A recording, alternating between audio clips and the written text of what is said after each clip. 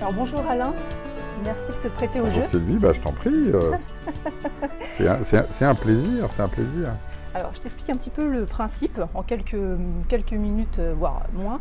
Je vais te poser quelques questions. Le but c'est de te connaître toi, la personne, le Alain Garnier, pas forcément celui que tu affiches toujours comme voilà, dirigeant, entrepreneur, etc., etc. Donc on va voir si on va y arriver. On verra. C'est un peu le jeu, on verra. Donc le principe c'est que je vais te poser quelques questions. C'est parti. C'est parti.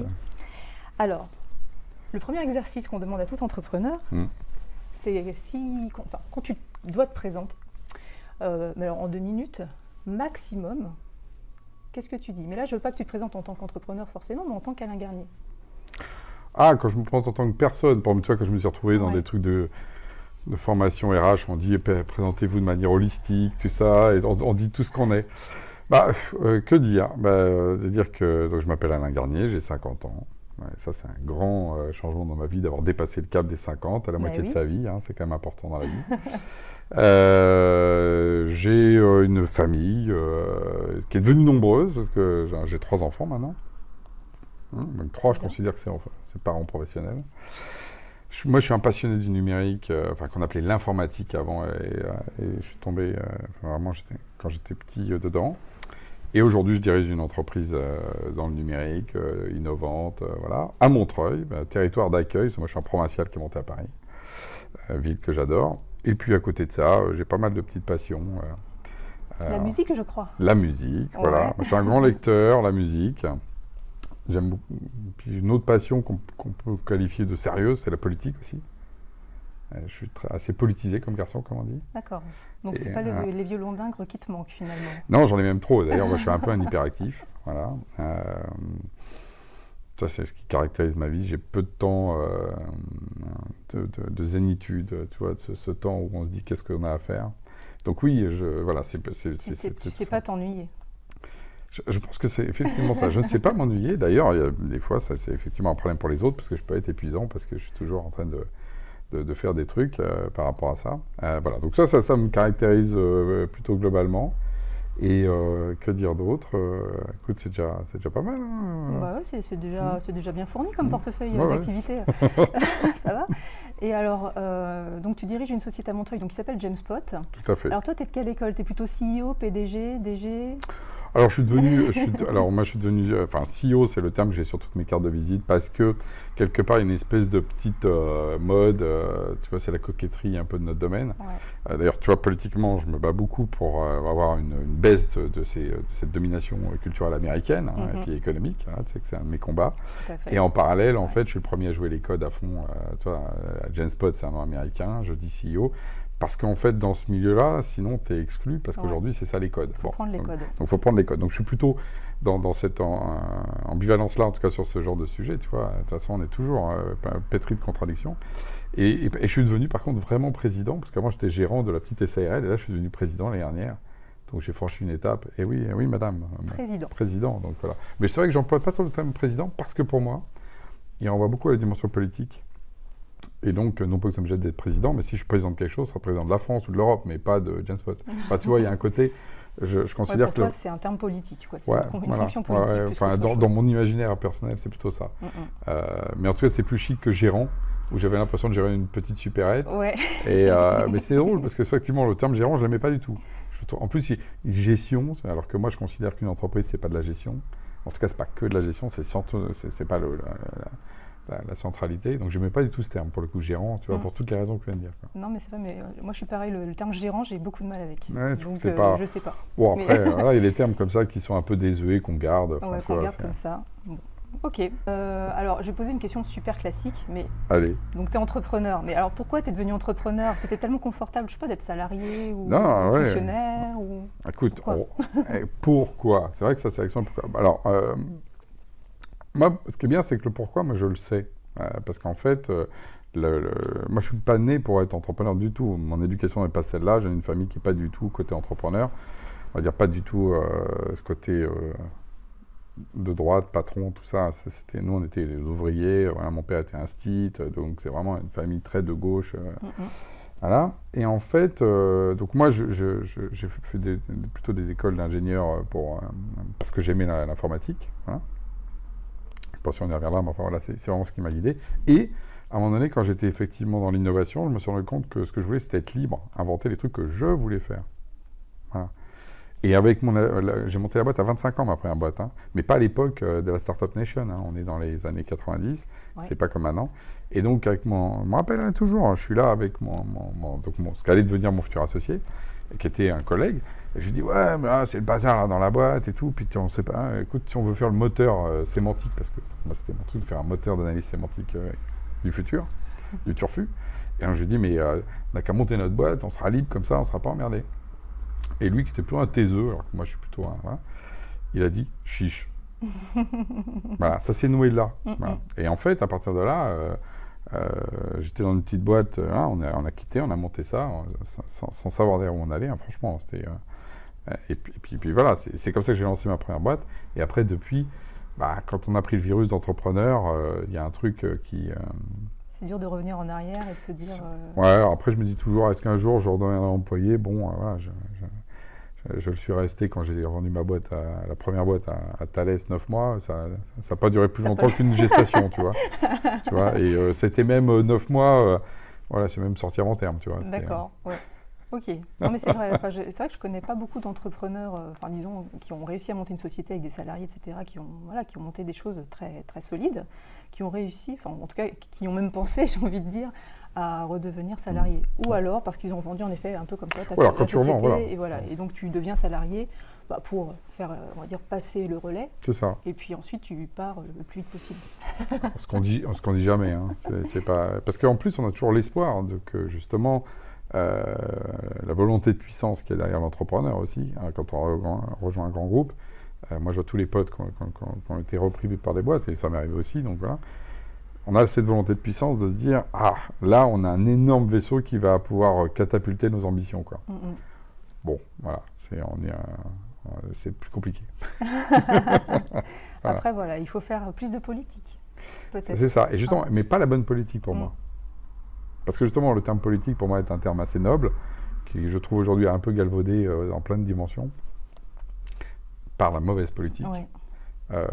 Qui est basé principalement sur le mensonge, quoi. Voilà, le rapport à la vérité, ou en tout cas, pas la vérité, mais plutôt la sincérité, ce qui est un peu différent. C'est pas un rapport philosophique à la vérité pour moi, mais c'est à la sincérité. Et moi, la politique sincère m'intéresse. La politique manipulatrice, je la trouve détestable. Même si je sais le faire, en plus, je ne suis pas naïf ou je ne sais pas quoi. Je trouve ça détestable. Et ça produit des effets dans les groupements humains que j'aime pas du tout. Où on a des gens avec une intelligence incroyable qui finissent par gâcher leur temps à ça. Dans des arrière-mondes, des arrière-temps, des discussions off, des discussions sur les gens comme ça, sans aucune production de... Mais justement, pas seulement de valeur, mais même de... Parce que ça, ce serait très entrepreneurial, produire de la valeur. Mais même produire de l'art, produire de l'amour, de l'humour, produire de la bonne cuisine. Enfin, tu vois, je dis des fois, les gens ne comprennent pas ça. Je suis très premier degré, moi. Et est-ce que tu penses que, justement, maintenant, c'est encore possible d'être sincère quand tu diriges des personnes, quand tu fais de la politique parce que c'est vrai que tout le monde aspire à ça, à la sincérité, mais finalement, quand il y a des personnes qui sont sincères... Non, tout le monde n'aspire pas à ça, je suis désolé. Non, je ne suis pas d'accord. Non. Non, moi je pense que, est-ce que c'est possible? Oui. Par contre, est-ce qu'on obtient le maximum d'une société un peu perverse dans ce mode-là? Sans doute pas. Donc, du coup, c'est plutôt la question, qu'est-ce que je suis prêt à abandonner dans cette sincérité pour obtenir cette espèce de pouvoir social qu'on va me conférer? C'est ça les vrais trade-offs, les vrais choix. Donc moi, est-ce que... voilà, donc après... Alors moi, je ne veux pas être moraliste, je veux pas... Justement, moi, je suis nietzschéen, donc je ne veux pas juger les gens seulement dans le bien et le mal. Mais par contre, je ne veux pas qu'ils nous mentent et je ne veux pas qu'ils me mentent. Donc quelqu'un qui veut la volonté de pouvoir, quitte à être manipulatoire, très bien, mais c'est son choix. Le jour où il est pris en corner, il ne faut pas qu'il vienne pleurer, quoi. C'est sûr. Tu vois, c'est ça, moi, le truc. Et quand il est malheureux comme une pierre, parce qu'en fait, il n'est pas bien au fond de lui, tu lui dis, c'est ton choix, assume-le jusqu'au bout. Donc voilà, donc moi, je dirais plutôt, j'essaie plutôt d'être dans la voie de la sincérité, quitte à être plus petit.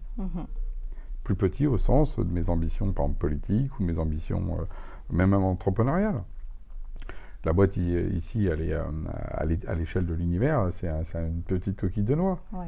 Mais à l'échelle, en tout cas, de l'écosystème Montreuil, 30 personnes dans le numérique, aujourd'hui, on a une vraie place, on a une marque à respecter, etc. Donc, voilà. Après, à côté, il y a des gens, ils lèvent des fonds, ils font des pirouettes, etc.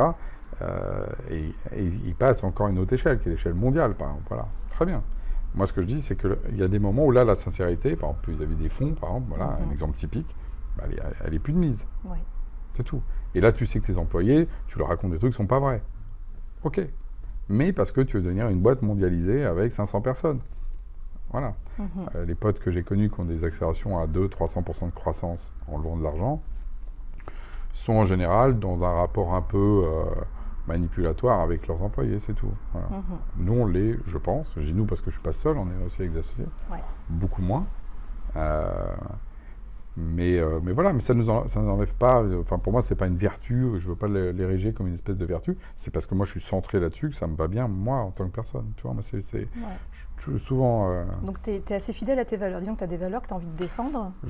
J'essaye de les suivre, en tout cas. Tu essaies de les suivre. J'essaie de les suivre. Et justement, du coup, au sein de Jamespot, par exemple, comment au quotidien, dans le quotidien de ton entrepreneur, tu arrives à faire passer, enfin si tu y arrives d'ailleurs, ces valeurs que tu peux avoir? Parce que tu y arrives déjà. C'est toujours compliqué parce qu'il y a deux choses aussi, tu vois, si on rentre vraiment dans le fond de ces questions-là. D'abord, comme je suis épris de grande liberté, tu vois, j'ai pas forcément envie non plus d'imposer aux autres. Donc moi, je suis souvent en induction. C'est-à-dire que j'essaye de montrer le chemin de ce que je pense être bon pour le collectif, pour moi et pour l'autre. Et après, chacun prend son chemin. Tu proposes et après, les autres voilà. suivent ou non. Oui. Donc, j'essaye de ne pas être en mode fais ci, fais ça, soit comme ci, les injonctions de ce type-là. Après, je dis j'essaye parce que après, quand on définit de toute façon un cadre social, des règles collectives, généralement, c'est finalement très formateur. Tu vois. Voilà. Donc, pour te répondre, comment je fais? C'est plutôt en travaillant de manière explicite en plus, c'est pas caché justement. Moi, je dis à tous les Jamespotiens, moi, je veux construire ce qu'on appelle une culture de la discipline, au sens on va dire, asiatique du terme et plutôt bouddhiste du terme. C'est-à-dire se donner des règles de comportement qu'on considère justes et qu'on va engrammer et qui vont être les règles qui vont nous amener à réagir en fonction du contexte. Plutôt que de dire, tu vois, par exemple, là, c'est typique avec la crise du Covid. Oui. Tu vois, il y avait tout de suite les trucs, alors il faut se laver les mains, il faut faire ceci, il faut mettre un sens de circulation, les gens mettaient des flèches par terre pour savoir dans quel sens il faut marcher. Ça, tu vois, c'est une culture du process. On te dit ce que tu dois faire, et puis tu es comme une vache, tu suis tu vois, puis on tape sur les fesses si tu ne le fais pas. Ok, bon. Moi, j'ai plutôt dit non. En gros, les locaux vont devenir un espace de coworking, on est en risque, mais chacun est aussi en autonomie vis-à-vis de ça. Par exemple, la question d'un masque, faut-il porter des masques quand on est en réunion? J'ai dit, ça c'est localement qu'on le décide et les gens doivent sentir les égards qu'ils doivent avoir vis-à-vis des autres. Donc tu vois, tu as une culture de la discipline et non pas une culture du process. Et donc ça, j'essaye de l'inculquer au sein de Jamespot avec des valeurs cardinales, tu vois, du genre le progrès, donc c'est-à-dire le progrès, alors justement pas le progrès au sens... qui est un terme qui a été bouffé là aussi par la politique mensongère. Ouais. Le progrès sur soi, c'est-à-dire progresser dans sa pratique. Au marketing, tu vas faire de mieux en mieux des newsletters, parler aux clients de mieux en mieux, faire des beaux visuels, enfin, tu vas progresser dans ton métier. Bon. Et donc ça veut dire, progresser, c'est accepter l'innovation, donc par exemple, tu vois, c'est accepter l'erreur, mais refuser l'erreur répétée. Voilà, donc tu vois, voilà, la même chose à chaque fois. Voilà. Et donc voilà, donc ça c'est une discipline, une valeur centrale de Jamespot. Quelqu'un qui rentre pas là-dedans, ça va coincer. Et parce que c'est même pas que moi, c'est collectivement, au bout d'un moment, c'est comme ça qu'on construit. Donc c'est comme ça que j'essaie de faire. Puis après, je te répondrai aussi, est-ce que j'y arrive? En tout cas, à date, toi, on est passé à 30 personnes en une petite dizaine d'années, on va dire, avec J'allais venir avec le nombre de salariés, peut-être que des fois, tu as des effets de seuil qui font que tu es quand même obligé de faire du process à un moment donné, quoi. Non, peut-être sur certaines choses. Oui, un peu de process, mais encore une fois, tu t'aperçois qu'avec la discipline, tu gères 99% des problèmes de process. Tu t'aperçois de ça. Et tu t'aperçois que quand tu fais de la sociologie des boîtes, qu'on met en place des process, les gens ne les respectent pas. Et que le vrai problème qu'ont les gens, c'est justement parce qu'il y a des process partout et qu'au bout d'un moment, on ne sait plus lequel choisir.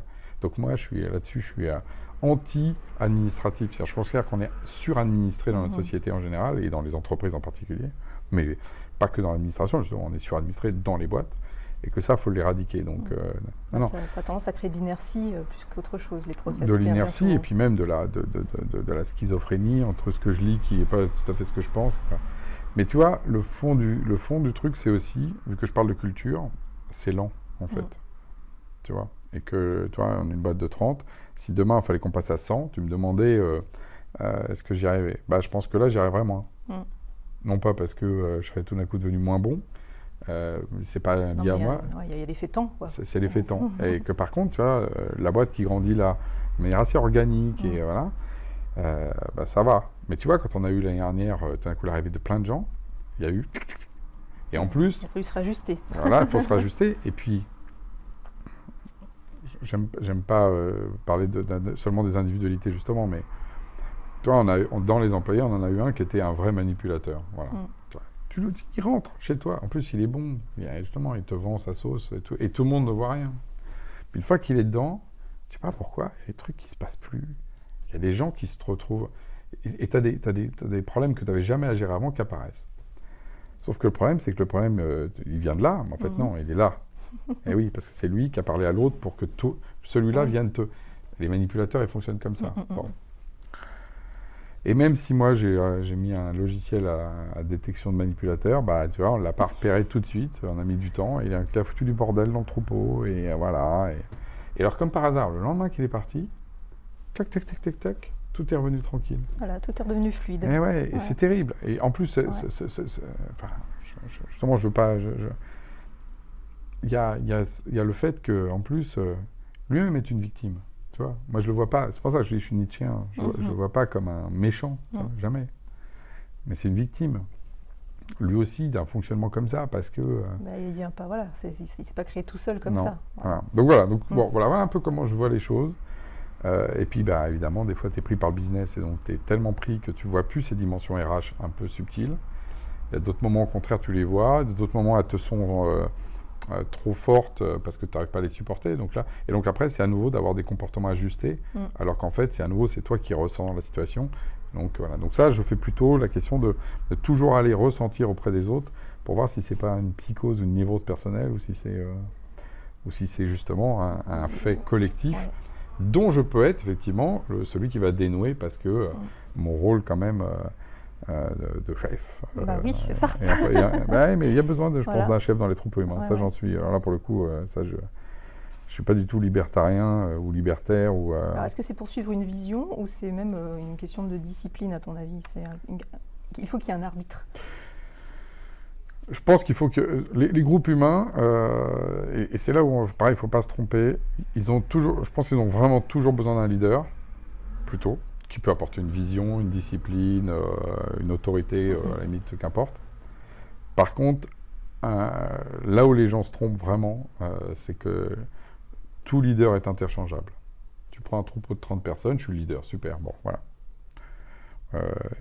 Tu me vires demain, je me fais écraser par un bus, whatever, ou plutôt en vélo, parce que moi je suis en vélo, tu sais. D'accord. Mais il y a un leader qui va émerger. Aujourd'hui, il ne peut pas émerger parce que je suis là. Et donc peut-être, oui, j'ai peut-être le meilleur leadership local actuel. Et encore, ça se discute. Tu vois. Mais voilà. Donc en fait, il y a toujours un leader qui est pris. Ça c'était, je me rappelle quand j'étais jeune, ça m'avait vraiment marqué. Des gens qui étaient les chefs un peu d'un groupe, tu l'enlèves, tout d'un coup, il y a un autre chef qui émerge. Ouais. Voilà, c'est une fonction qui est demandée en général par le collectif. On le voit dans les cours d'école aussi. On le voit dans les cours d'école, ouais, complètement. Donc voilà, mais ce qui nous ramène au fait qu'on a quand même une grande responsabilité. Ouais. Parce que ce qu'on produit se démultiplie. Tu vois, la bienveillance que j'essaie de mettre va se démultiplier. Si à un moment donné je leur mets moins parce que j'ai moins d'énergie, parce que je me trompe de moment, parce que moi aussi, on n'est jamais exemplaire même sur ces valeurs qu'on pense importantes, à un moment donné ça va se propager. Donc voilà, donc on a un rôle. C'est pour ça que les chefs sont encore plus exemplaires et que c'est pour moi fondamental. Je comprends tout à fait, oui. Alors, autre question. Quelles sont du coup les leçons les plus douloureuses que tu as pu expérimenter dans ta longue carrière d'entrepreneur? Je prends un peu de café pour moi. Je t'en prie. Écoute, moi j'ai eu vraiment quelques douleurs très fortes. Euh, D'abord, tu vois, quand j'ai eu ma première boîte, les premières difficultés économiques sévères, hein, c'est que tout d'un coup, tu as les associés qui partent en vrille et qui vraiment font n'importe quoi. Et là, tu ne reconnais pas les gens face à la situation de crise et d'angoisse, quoi. Tu as d'autres personnes en face de Tu toi. as d'autres personnes en face de toi. Et là, j'en ai beaucoup souffert. Ça a été très dur.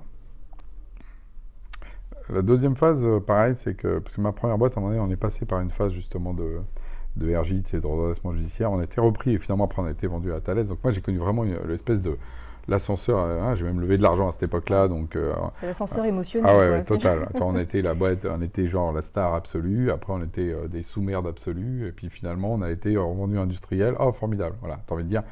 Moi, j'étais le même tout le temps, tu vois. Ouais. Donc, enfin, il y a un truc. Parce que moi, j'ai toujours été gêné par justement ces effets de distorsion entre la starification ou au contraire la scarification, quand tu choisis. Ça. Bon, donc ça a été très douloureux. Voilà. Autre truc très douloureux, c'est j'ai eu effectivement, je parle des manipulateurs, ça me fait toujours beaucoup de mal parce que finalement, moi, je construis un système de confiance, de discipline, et puis à un moment donné, bah, t'en as certains qui en abusent, et ça, quand tu le vois pas, vraiment,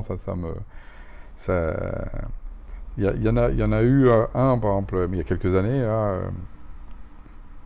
où carrément, ça c'est le truc, un des pires qui m'arrive, c'est les moments où j'ai les sentiments de dire je vais arrêter les boîtes, quoi. Ouais, ça t'a dégoûté, quoi. Ça m'a dégoûté, ouais. En gros, tu vois, le mec, il vient te voir, tu vois, le mec, il est censé faire son job, il le fait pas du tout, voire même il te fout dans la merde, il te plante des clients, bon, t'as carrément des clients qui disent cet homme-là, je veux plus en entendre parler, tu le vois, tu dis écoute, tu vois, ça va pas du tout, ah bon, oui, donc bon, on va se séparer, d'accord, légalement, en plus, t'es dans ton bon droit, il vient à peine de démarrer, voilà. Alors il pleure, il dit « Ah oui, mais tu comprends, j'ai besoin de payer l'école de ma fille privée. » Alors en plus, il dit « Ouais, l'école privée, pourquoi tu vas pas dans le public, tu vois, ils ont d'argent, de machin, bon. » T'es gentil, tu dis « Ok, bon allez, je te laisse les 15 jours en plus pour que ton chômage, machin truc. » Puis le lendemain, t'as un avocat qui t'attaque au prud'homme. Ouais. Sur une faute en plus, ce qu'on appelle juridique d'un papier où il a fait exprès de ne pas mettre bon pour accord. D'accord, oui. Et en rajoutant la deuxième phrase. Il a écrit que la moitié, j'ai pas vu. Ouais, donc vice de procédure ou je ne sais quoi. Et puis là, il te demande du fric tout de suite, sinon, voilà. Et à ce moment-là, de la boîte, en plus, n'a pas d'argent. Voilà. Ouais. Là, franchement, tu vois. Et le mec t'ayant fait mondes et merveilles en t'expliquant que lui, en plus, il avait été élevé à l'école américaine, donc tu comprends, on peut le virer n'importe quand, qu'il était évidemment bindé sur les résultats et tout. Enfin. Et là, tu t'es dit, bah, il y a des vraies grosses crapules. Et tu comprends pourquoi la grande majorité des chefs d'entreprise, au bout d'un moment de s'être pris des claques comme ça, deviennent plus durs. Et donc, petit à petit, comme on dit, on le cuir épais et finissent par devenir... tu deviens plus paranoïaque, forcément. Et donc, tu anticipes, même quand les gens ne sont pas comme ça. Et tu comprends pourquoi, effectivement, la confrérie des entrepreneurs devient un écumoire, parce que ceux qui survivent, c'est les plus paranoïaques. Je crois que c'était le patron d'un tel qui avait dit ça. Et après, voilà, on est surpris qu'ils aient cette attitude qui peut être très dure, etc. Mais parce qu'il y a eu aussi ça qui est arrivé dans les trajectoires. Et moi, j'ai pas un pote qui a monté une boîte qui n'a pas des histoires comme ça, 1, 2, 3, 5. Tu vois, sans parler tu vois, de l'administration, trucs comme ça. Donc, tu vois, moi, une fois... l'administration française. Tu vois. Moi, tu vois, j'ai l'impression d'avoir toujours, tu vois, j'ai suivi les règles. Suivi les règles, tout ça, machin. Redressement fiscal, URSSAF. Une nana qui vient et tout. Pareil, la boîte à l'époque, on n'était pas bien riche. Il y avait un stagiaire qu'on avait pris parce qu'il voulait découvrir l'informatique. Son école veut pas faire parce qu'il était au lycée, veut pas faire de convention, parce que tu comprends, le directeur d'école, il veut pas prendre le risque de signer un papier. D'accord. On le prend. Parce que moi, je considère qu'en plus, le gamin, il avait bien bossé, c'est en terminale, quoi. On lui verse les indemnités de stage, quoi. Quand on a été redressé à l'URSSAF, ils l'ont pris comme un cas, et la nana, si tu veux, publiquement, comme ça, dit... mais je vous reconnais, vous les patrons, vous volez la retraite des jeunes, c'est comme ça que vous vous comportez. Tu vois. Elle projetait son regard marxiste, CGT, ça. Et moi, j'avais trouvé ça, mais d'une violence pour moi, tu vois. On avait essayé d'aider ce gamin et tout. Ben, j'ai plus jamais pris un stagiaire comme ça. Cette nana a détruit une partie de l'humanité chez moi, de prendre des gens pour les aider, mais si je suis en risque juridique. Alors, pendant donc, toi, ça fait 10 ans, ça. Pendant 10 ans, j'ai aidé personne. Un chômeur serait venu, il n'était pas avec un papier. Je lui ai dit, tu te démerdes. Tiens, je te donne le numéro. Appelle-la, la nana. Appelle-la. Ouais. Et ça m'a fait énormément mal à l'époque. J'ai mis énormément de temps à m'en remettre. Parce que justement, toute mon histoire personnelle a été construite sur le fait de ne pas être un voleur. Si tu veux, tu vois, moi, je ne suis pas un voleur. Ouais. Je construis des trucs, je paye mes impôts, tout ça. Et tu vois, parce que je suis un patron, tout d'un coup, je fais... Tu sais, c'est comme... mais je comprends très bien de ce qu'on vit aujourd'hui. Alors, comparaison n'est pas raison, je ne voudrais pas que... Mais là, on est dans le 9-3. Bah, quand tu es black, tu vois, voilà, et ben, je peux te dire que tu n'as pas du tout la même perception. Les gens te voient comme un black. Et donc, voilà, mais c'est pareil. Moi, je t'ai vu comme un patron. Alors, ça peut être vu comme un truc très bien d'un point de vue social. Mais sous cet angle-là, pour des gens qui sont pour moi... tu vois, plutôt mon milieu historique, culturel, de me faire traiter de ça, j'ai trouvé ça très dur. Tu vois, voilà. Et c'est vrai que quand tu dis que tu es patron ou chef d'entreprise, tout de suite, alors je sais pas, on est enveloppé d'une espèce d'aura. Alors, quand on a un entrepreneur en face de nous, bah souvent, entre guillemets, on se reconnaît entre pairs, donc on connaît les galères, on connaît les trucs positifs. Mais c'est vrai que quand tu as quelqu'un qui a une image du patronat qu'on peut voir véhiculer dans les médias, tout simplement, tout de suite, c'est alors soit on est voleur, soit on va être dur, soit on cherche forcément à arnaquer quelqu'un. Voilà, donc c'est vrai que c'est ça. Une image. Mais après, mais parce que justement, c'est un peu comme ces histoires de catégories. Donc quand on essentialise, moi je pense que, on parlait de taille tout à l'heure, un patron du CAC 40 ne peut pas gérer sa boîte comme moi. Et de penser qu'on est dans la même catégorie parce que statutairement on est tous les deux présidents d'une SAS, c'est juste, voilà, c'est comme confondre le président de la France et le président d'un club sportif. Quoi. Bah, c'est pas le même affect. C'est pas le même affect. Il connaît pas ses 500 000 salariés. Voilà. Il n'est justement là pour le coup souvent que le représentant effectivement de forces qui lui sont extérieures. Le marché, les analystes, ses actionnaires. Voilà, il n'est que le représentant de ça. Alors que moi, tu vois, avec mon ni Dieu ni maître, bah, ouais, moi j'ai les salariés, le marché, donc mes clients, mais c'est tout. Ouais. Et puis tu crées ta société, parce que je pense qu'il y a quand même pas mal de patrons du CAC 40, ce ne sont pas les fondateurs, ce ne sont pas les créateurs, et ça se ressent dans le mode de management. Ça se ressent, voire même on les sélectionne comme ça. Enfin, tu veux, et là, tu retrouves la sélection française là-dessus, qui crée d'ailleurs une distorsion qui est que les gens qui dirigent ces boîtes-là sont vraiment d'un type très particulier et qui sont des gens dont on a débranché l'affect. Tu vois, quand tu es passé par l'X et l'ENA, c'est bon, on t'a débranché l'affect. Parce que tu es d'un côté sur une vision scientifique du monde, les chiffres, c'est le bonheur, tu es un mathématicien. Moi je suis plutôt un scientose, donc je vois très bien ce que ça veut dire. Et de l'autre, tu es énarque, donc en gros, tu considères que la loi et donc l'écrit et donc le côté performatif suffit à changer le monde. Ben voilà, donc tu es en position d'être totalement coupé justement de ce qu'est la réalité. Parce que tu vas prendre Excel, tu vas faire des projections, puis de l'autre, tu vas dire, d'un point de vue performatif, bah, je fais le plan 2020, le plan 2030, et puis voilà ce qui va se passer. Tu bouges les trucs, les pions comme ça. Tu vois pas l'impact terrain. Tu vois pas l'impact terrain, rien à foutre. Et d'ailleurs, c'est ce qu'on te demande, et c'est comme ça que tu obtiens les trucs France Télécom, et les mecs à la fin se jettent par les fenêtres, et on comprend pas pourquoi. Voilà. Et ça, c'est... Donc c'est pour ça que, là-dessus, quand on parle de patron ou de chef d'entreprise, bah, pour moi, c'est juste deux métiers qui ont juste, mais rien à voir. Quoi. Voilà. Tout à fait. Ouais, c'est toujours intéressant d'avoir le point de vue des petits patrons, entre guillemets. Oui, mais sauf que la France n'écoute pas les petits patrons, elle n'en a rien à foutre. Mais c'est le but un peu de la vidéo, là, c'est de connaître les petits patrons. Ceux qui ont vraiment, enfin, entre guillemets, vraiment, c'est un peu péjoratif de dire ça pour ceux qui n'ont pas vraiment, entre guillemets, créé leur propre boîte. Ils n'ont pas créé, là, pour le coup. Il y a une différence, quoi. La vérité, tu vois, c'est que les gérants, c'est eux. C'est vrai, c'est pas faux. C'est des gestionnaires. Tu vois, ce sont des gérants. On leur donne un truc à gérer, ils le font plutôt bien, selon leur personnalité. Mais voilà, Mais bon, après, justement, de savoir qui on est, c'est encore une autre question, tu vois. Voilà. Tout à fait. Ce que je te propose, c'est de tirer une autre carte au sort. Sujet toujours plutôt professionnel. Alors, hop. Tu as connu des crises dans ta société, comment as-tu fait face? Les as-tu surmontées comment? Alors les crises, oui, il y en a plein. De toute façon, on a déjà parlé de quelques-unes, là. On a parlé de ça. C'était des crises plutôt machin.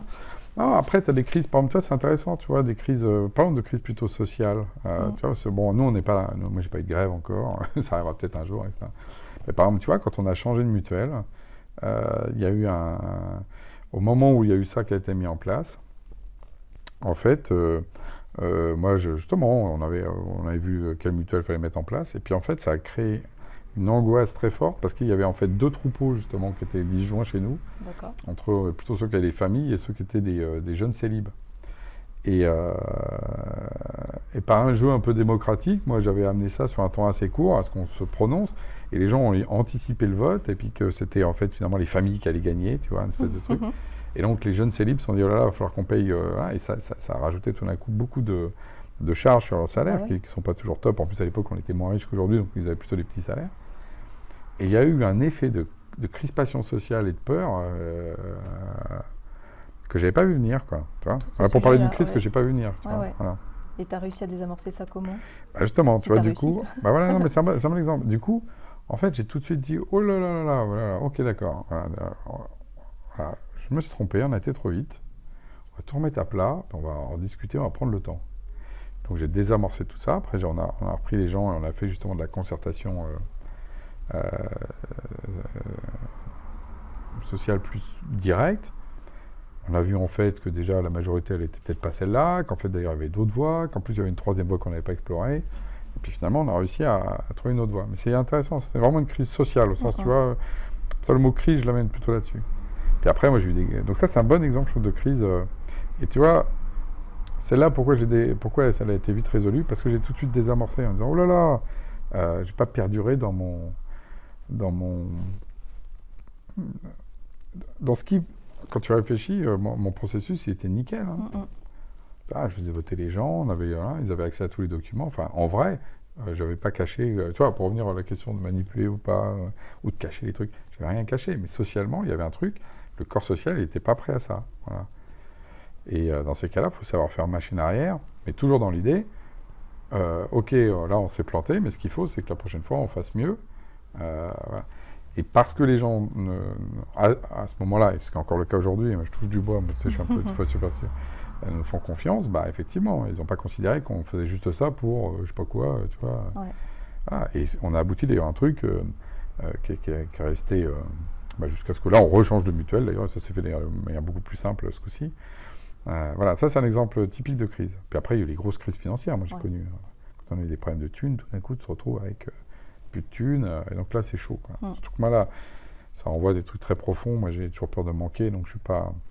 Moi j'ai des potes, ils peuvent être à moins 100 000, moins 200 000 sur leur compte bancaire, ils t'en parlent comme s'ils te parlaient d'une dette, voilà. Moi je suis flippé à l'idée de... Je me rappelle un banquier, un jour m'a dit, mais vous avez jamais été à découvert avec Genspot? J'ai fait, bon, non, c'était presque pas normal, tu vois. Je suis un peu là-dessus, tu vois, c'est en ce sens-là où je suis pas un vrai entrepreneur, tu vois, on me dit toujours, l'entrepreneur c'est le risque. Moi, je prends beaucoup de risques, en fait, sur l'image, les produits, l'innovation, enfin, plein de choses comme ça. Côté financier, je suis... plus prudent. Ouais, je suis même je pense, je suis même, peut-être des fois trop prudent, tu vois, c'est toujours pareil, trop, pas assez, c'est un équilibre, tu vois, c'est pas... En tout cas, j'irais pas dire que là-dessus, l'entrepreneur c'est le risque, tu vois, pour moi. C'est sûr. Je trouve que l'entrepreneuriat, c'est quand même un moment dans la vie, donc qui peut durer longtemps quand on est entrepreneur, du coup, depuis plusieurs années, où tu as une opportunité, alors si on peut appeler ça une opportunité, mais de connaître différentes crises et du coup, à chaque fois, tu dois réfléchir comment t'adapter, comment tu vas réagir, et c'est toujours quelque chose que tu n'as pas rencontré avant. C'est toujours différent, parce que même si c'est, par exemple, une autre crise sociale, ce ne sera pas le même sujet, ce ne seront pas les mêmes personnes. Enfin, tu as toujours quelque chose, quoi. Et alors moi, personnellement, je trouve ça assez passionnant, même si c'est douloureux. Oui. Alors après, justement, il y a crise et problème, tu vois. Moi, je pense que je me nourris bien des problèmes, et les crises, ça dépend comment elles m'affectent. Tu vois, par exemple, la crise du Covid qu'on a vécue, pour nous, c'est pareil, c'est une belle opportunité. Et pas seulement parce que d'un coup, les gens trouvent que notre solution, elle est super, mais parce que c'est une façon de reconfigurer complètement, y compris, tu vois, le rapport aux lieux, les locaux, tout ça, et repenser l'entreprise dans un autre mode. Moi, les crises, elles ont toujours été pour moi des occasions de rebond, parce que au fond, moi, je suis pas un conservateur, je pense, ça c'est clair.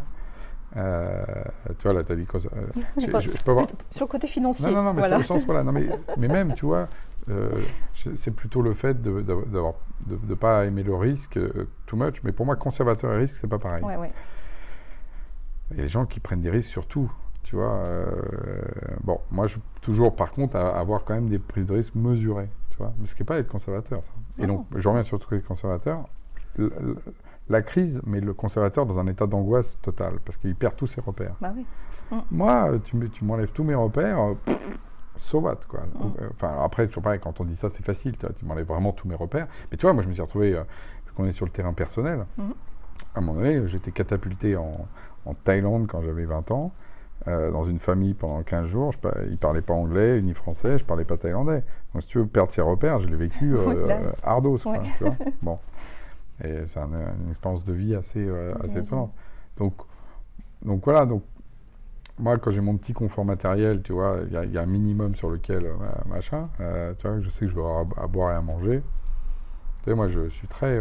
Voilà, une fois que tu as ça, finalement, tu as l'essentiel. Bah ouais, puis après, tu construis, et par contre, voilà, je suis très vite construit. Donc moi, les crises, elles sont plutôt pour moi des moteurs, au contraire. Et les problèmes, en fait, ça dépend s'ils touchent effectivement. Tu vois, je pense que tu vois, ça touche mon intégrité ou pas. C'est là où je vais être plus en risque. Parce que là, je vais perdre peut-être la confiance que j'ai de cette espèce de truc ou ce combat que tu as face à justement cette difficulté. Tu vois. Tu peux perdre du crédit et du coup t'handicaper pour quelque chose que tu veux faire plus tard, éventuellement. C'est ça. Et là, ça devient un peu compliqué. Ouais. Sinon, dans tous les autres cas, au contraire. J'adore quand ça bouge, quand c'est le bordel, quand personne ne voit clair. En plus, comme j'aime bien conceptualiser les choses, plus c'est le chaos, moi je suis comme un poisson dans l'eau. Content, quoi. Content en tout cas. Quand c'est le chaos, si tu veux, tu vois, j'en reviens... Ta matière à créer, finalement. Voilà, ta matière à créer face à l'argile qui est là. Et en fait, en général, quand après tu as commencé à créer, tu t'aperçois que tu as un deuxième type de gens, tu sais, mes fameux énarchiques, là, qui débarquent, qui eux, si tu veux, sont incapables de créer avec rien. Mais rien, tu vois. Par contre, gérer un début de structure et de la montée très haute de la même façon, alors ça, c'est des champions. Et eux, ils ont une autre qualité que là, pour le coup, j'ai qu'à moitié, voire au quart, voire des fois pas du tout. C'est la persévérance dans la même chose pendant longtemps et d'être, tu vois. Ouais, donc c'est pour ça que moi, je reconnais aussi beaucoup de qualités dans d'autres formes, après, tu vois, y compris de direction. Mais donc le chaos, moi, il me va plutôt bien. Il me va plutôt bien. Ouais.